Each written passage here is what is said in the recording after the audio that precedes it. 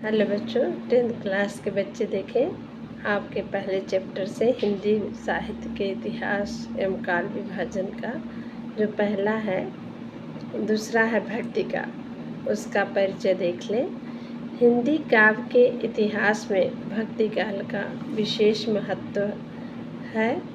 इसका समय सन 1318 से सन 1643 ईस्वी तक माना गया है। इस युग में लोक मंगलकारी साहित्य की रचना हुई है, इसलिए हिंदी साहित्य का इसे स्वर्ण काल या स्वर्ण युग कहते हैं। अब आप लिखेंगे ऊपर भक्ति काव्य। भक्ति काव्य को दो धाराओं में बांटा गया है, एक निर्गुण भक्ति काव्य धारा और दूसरा है सगुण भक्ति काव्य धारा।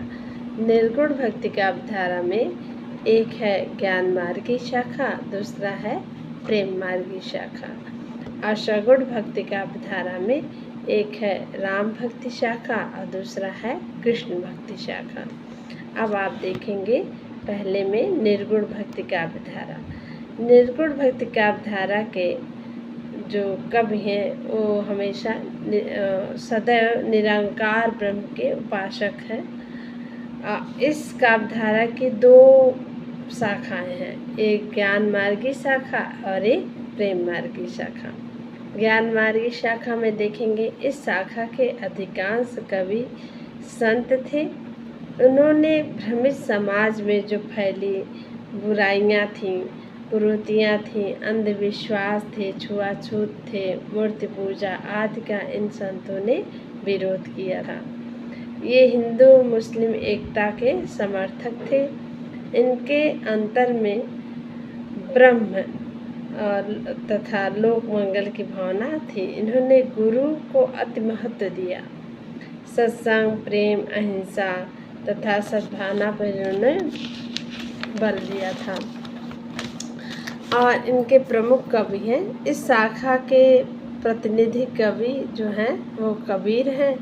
इसके अतिरिक्त गुरु नानक और दादू दयाल, मलुकदास, रैदास आदि कवि हुए हैं।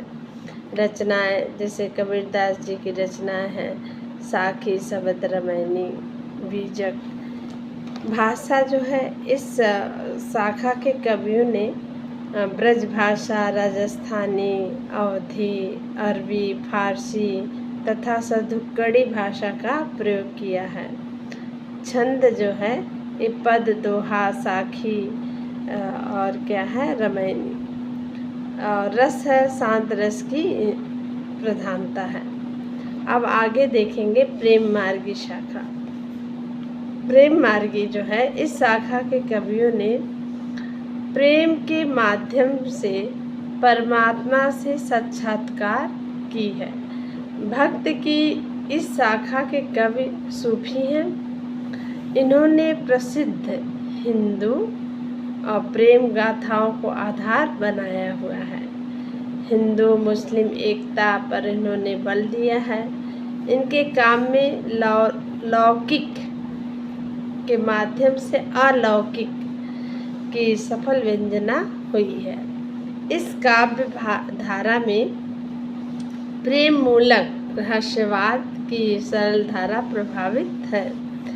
प्रमुख कवि जो हैं इस धारा के प्रतिनिधि कवि मलिक मोहम्मद जायसी हैं। इसके अतिरिक्त कुतुम्बन, मंझन और उस्मान और मुल्ला दाऊद, शेख नबी आदि हैं। प्रमुख रचनाएं देख लें पद्मावत, मृगावती, चित्रावली, ज्ञानदीप आदि हैं। भाषा शैली इनकी अवधी भाषा तथा मसनवी शैली को अपनाया है। और छंद इन्होंने दोहा, चौपाई, सौठा, सवैया आदि है। रस शांत रस के अतिरिक्त श्रृंगार एवं वीर करुण रस को भी इन्होंने अपनाया है। अब नेक्स्ट आप देखेंगे सगुण भक्ति काव्य धारा नेक्स्ट वीडियो में।